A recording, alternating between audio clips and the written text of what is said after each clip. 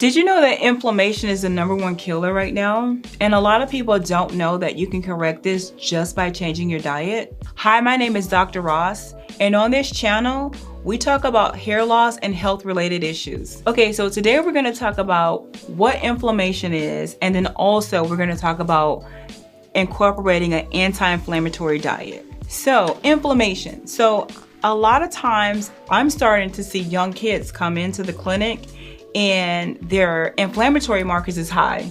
And I wondered at times, like, how could this be? How could this 12-year-old have high inflammation markers compared to someone that's in their 60s? And I may kind of know, okay, maybe like your lifestyle has caused you to have inflammation. Or most people know about inflammation when they go to the doctor and they say, oh, you have arthritis. Or they will say, oh, you're obese and you have inflammation. But inflammation right now is the #1 killer. And because of that, we are exposed, or we're eating too much fast food. So fast foods is right now one of the #1 causes of inflammation, believe it or not.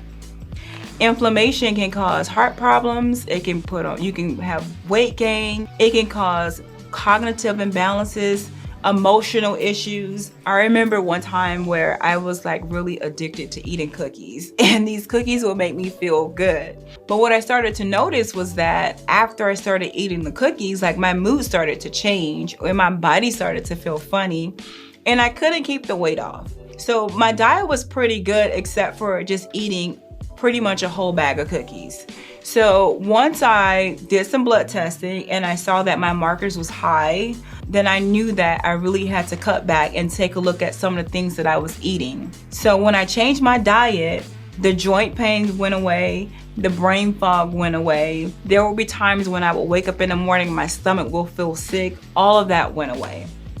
I have cases with clients, like young clients, that was experiencing anxiety and depression, and we kind of changed their diet and a lot of that went away. So let's talk about some anti-inflammatory foods and some things that you can kind of do to change the foods that you're eating. And I don't want to hear, like I hear from some of my clients in the beginning, oh, I have a busy lifestyle and I really don't have time to eat healthy, so that's why I'm going to, Chick-fil-A, I'm going to Chipotle and things like that. Well, one of the things that you can do if you really want to take this serious is that you can start meal prepping. You can actually make your foods, getting meats that are non-antibiotic. So there is chicken that's not antibiotics. There's beef that you can eat that's grass-fed beef, and you want to eat beef in moderation. And then as far as like your sides, you want green leafy vegetables, you want your broccoli, you want your spinach, asparagus. Fish, salmon is going to be really good because salmon has healthy fat, which is really good for like brain function. White rice, on the other hand, white rice has pretty much not a lot of nutritional benefits, and when it processes in the body, it turns into sugar, and that's the same thing as white potatoes. If you want to eat a potato, switch to a sweet potato. That's a better option. But the good thing is that when you're looking at your foods, if you know, okay, I'm eating a meat, I'm eating a really good vegetable, and I'm not really having that much carbs, that's excellent. Bread is another thing. So in the States, there is a different type of gluten that's in our breads compared to if you were to say go over Europe. The gluten here is a red type of gluten, and the amount of gluten that's in the bread is very poisonous. Gluten does not process in the body, and the body actually looks at it as a foreign substance and it turns into mucus. If you stay away from gluten, and then when you go back to it, just watch how your body responds to it. Watch how you start. You can phlegm and all that stuff will start coming up from eating that. That's the #1 thing on the market that has surpassed beef, which is gluten. So if you don't know what gluten is, it's in bread, it's also in pasta. Look at some of the grains that you're eating too and make sure that it's gluten-free. Fruits is always going to be good, like your berries is going to be, blueberries is really good for cognitive function. Strawberries, you want to make sure you're eating organic strawberries. Blackberries is good. Almonds is another type of nut that's really good. But with almonds, you want to be careful because almonds right now, for some reason, is very high in glyphosates. And the Department of Agriculture knows about it, but no one has stepped in. So when we are doing these scans, we're seeing that some clients is high in glyphosate. And if you don't know what glyphosate is, there's a company that's called Roundup. So this is pesticide. So pretty much you're getting exposed to high amounts of pesticides, which can really throw your body off. The same thing with your vegetables. Let's say your lettuce and your tomatoes. Those things always needs to be organic. And if you're out shopping, you're like, I can't always eat organic, it's expensive. Try to go to a farmer's market so that you are getting a quality form of vegetables and also fruits. Most farmers market, those vegetables and fruits are not sprayed heavily with pesticides. And then also the organic is way cheaper than shopping at like your local stores.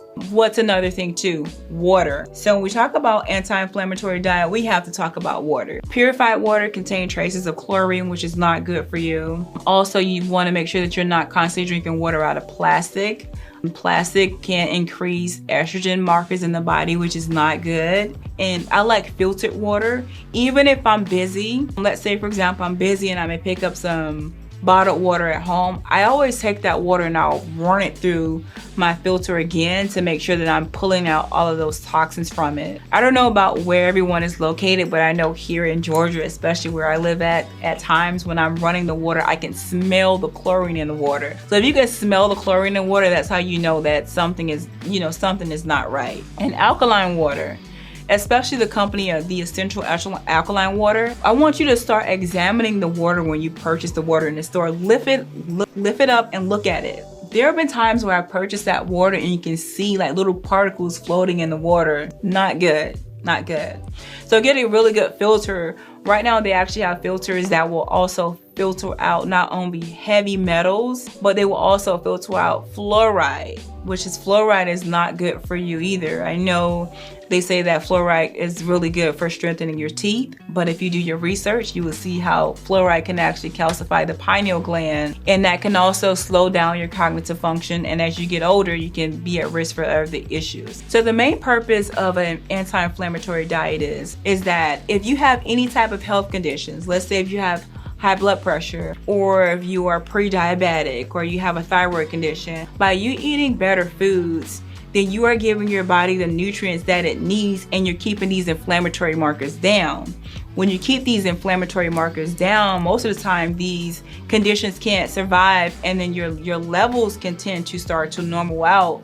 So even if you're taking medication, that's good, because if you're eating healthy foods, then that means that eventually you don't have to be on these medications forever. You can switch to a supplement, or your doctor may say, you're doing very good and we're going to take you off of these medications. So anti-inflammatory right now is the key, especially because so many illnesses that's going on, so many different various type of viruses, stomach bugs. So just something to think about. If you need any more information about anti-inflammatory diet, I actually wrote an ebook, and you can find it in the link below, or it will be pinned in the comment section, and you'll be able to take a look at the ebook. If this video has been beneficial for you, please like and subscribe, and until next time, take care.